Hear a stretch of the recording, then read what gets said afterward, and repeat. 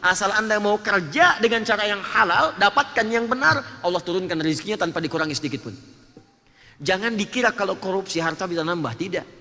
Jangan dikira kalau mencuri harta bisa melimpah, tidak. Tetap saja harta Anda segitu, nggak akan nambah, Pak. Yang beda itu cuma berkahnya. Kalau kata Allah 1 miliar, 1 miliar Anda dapat. Tanpa mencuri pun dapatnya segitu juga. Jadi ngapain mesti mencuri?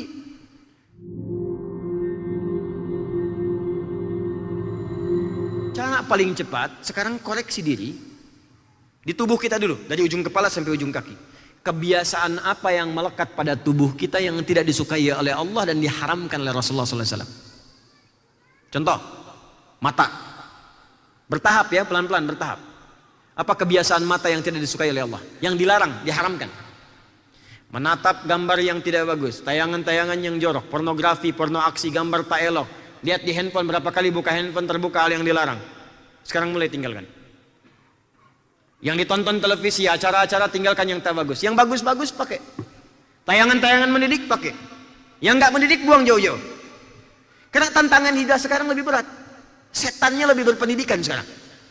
Ya, zaman dulu setan jahiliyah, setannya jahiliyah juga. Orang jahiliyah, setan jahiliyah. Orang modern, setan lebih modern sekarang. Banyak sekarang. Anda baru buka media sosial, baru dibuka berita-berita di media sosial, berita-berita di news, ya, yang menggunakan situs-situs tertentu. Begitu Anda buka, demi Allah saya katakan, hampir sekarang 80% isinya racun semua. Pembunuhan di sini, perkosaan di sini, perampokan, zina, mabuk, macam-macam. Di mana berita baik ya sih? Kalaupun ada konten yang baik paling cuma 10%.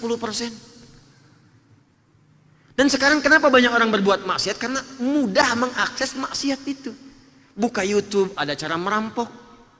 Dibuka YouTube, ada cara mencuri. Ada cara bikin bom, ada cara konten ini. Ya pantas orang mengerjakan maksiat karena ada petunjuknya. Sekarang orang bisa buat sendiri karena bisa diakses langsung dengan handphone yang ia pegang kemanapun. Bahkan tanpa batas. Itu poinnya. Maka sekarang coba mulai dari mata. Turun nanti ke telinga. Turun ke lisan sampai ke ujung kaki. Kalau tubuh kita sudah otomatis bisa berhijrah, maka semua yang melekat pada tubuh ini akan digunakan pada yang baik-baik. Baik itu ilmu, baik itu harta, juga tenaga yang kita gunakan dalam kehidupan. Ini bagian rumus Nabi yang pertama. Fokus. Wal muhajir man hajara ma nahallahu anhu. Ma itu bentuknya menunjuk pada semua tanpa batas. Semua yang dilarang tanpa kecuali. Apapun yang kita kerjakan kalau bersentuhan dengan yang dilarang, tinggalkan. Ya, jadi kalau ada yang haram-haram jangan banyak pikir, tinggalkan aja. Ya, kalau sekarang terlibat pada yang haram, kemudian dengan meninggalkan itu tidak ada bekal atau memungkinkan kita masuk pada bab yang lebih sulit hidup kita. Misal Anda bekerja nih, ya, dalam bab fikih ini begini, bekerja di tempat misalnya yang ada ribanya atau ada haramnya di situ. Kemudian Anda ingin tinggalkan seketika, tapi nggak ada modal dari situ. Kalau Anda tinggalkan seketika, jatuhnya lebih kuat, bahkan berdampak pada kehidupan Anda lebih sulit, ya, lebih tidak mudah untuk dijalani, bahkan bisa mengancam kepada jiwa. Maka ulama sepakat di sini, jadikan ini sebagai pijakan, dijalani terlebih dahulu, bikin jembatan, cari pekerjaan lain. Begitu mendapatkan pekerjaan lain, tinggalkan total semua ini, tinggalkan seluruhnya, dapat pekerjaan yang lain. Karena Anda bekerja, rezeki turun. Rumusnya sederhana.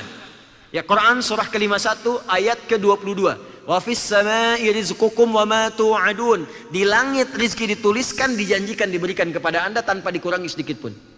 Bagaimana cara mendapatkannya? Quran surah ke-2 ayat 168. Ya ayyuhan nasu kulu mimma fil ardi halalan thayyiba. Asal Anda mau kerja dengan cara yang halal, dapatkan yang benar, Allah turunkan rezekinya tanpa dikurangi sedikit pun.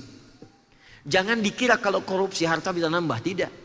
Jangan dikira kalau mencuri harta bisa melimpah, tidak. Tetap saja harta Anda segitu, nggak akan nambah, Pak. Yang beda itu cuma berkahnya.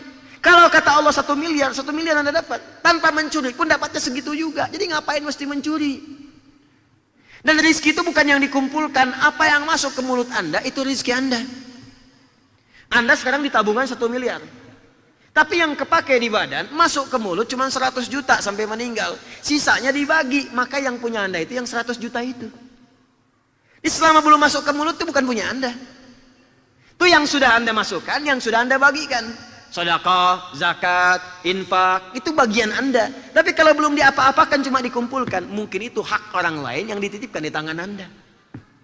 Boleh jadi begitu. Makanya ngapain korupsi, nggak ada kerjaan. Kalau orang beriman tuh nggak akan korupsi, bikin capek diri sendiri. Nggak akan mencuri. Anda kalau mau mencuri, jangan pikirkan diri sendiri. Anda kalau sudah punya keluarga, anak-anak, pikirkan orang tua. Anda orang tua, pikirkan anak. Anda yang berbuat, anak Anda yang susah. Anda yang korupsi, anak Anda yang dibully. Anda yang mencuri, orang tua Anda yang sakit menahan lahiran Anda. Menahan kehamilan saat akan mengandung Anda. Sedang mengandung Anda, melahirkan Anda. Tiba-tiba dibalas oleh Anda dengan perbuatan kriminal itu. Apa nggak sayang pada orang tua? Baik, kembalikan ke sini. Jadi semua yang masuk kategori dilarang oleh Allah, tinggalkan semuanya. Kalau sudah bisa dikerjakan semua itu, maka apa yang kemudian diberikan kepada kita? Puncaknya diberikan ketenangan plus limpahan sesuai dengan passion yang kita jalani.